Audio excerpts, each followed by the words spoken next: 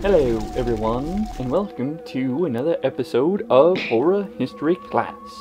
I'm Mr. Mac, and today we take a look at a zombie film.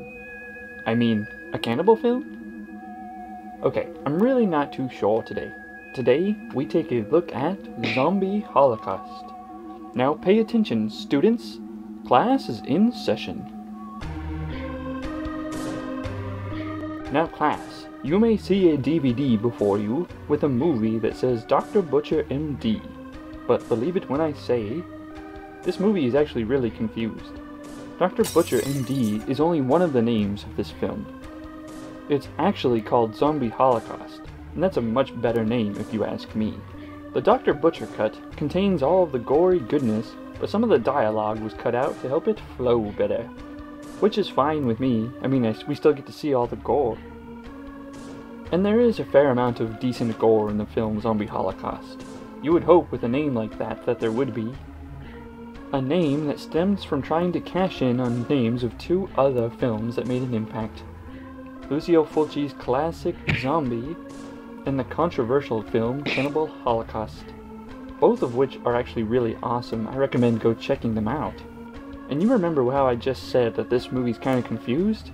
Well, it is actually. It's a combination of a zombie film and a cannibal film. This movie really doesn't know what it wants to be. Which works for me, because you get to have a good laugh at its kind of silly nature. Oh? You thought it was a serious film? Well, I think it was supposed to be, but the whole thing is dubbed sort of cheesily, and it makes for a good watch. The Dr. Butcher cut also had many sound effects punched in post-production that were so far off from what they should have been. Apparently cutting off a corpse's hand is really squeaky. Who knew?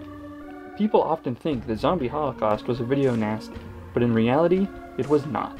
The UK tried the film in court for obscenity charges, but they were eventually dropped, and the movie got released uncut in the year 2000. This movie borrowed music from another film called Emmanuel and the Cannibals. Almost all of the music in this movie was borrowed from there actually. And some of the sets from this film were actually used in Fulci's Zombie, so they stole more than just music.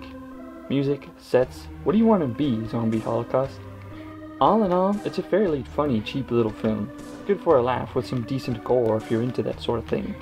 I recommend it. Go check it out.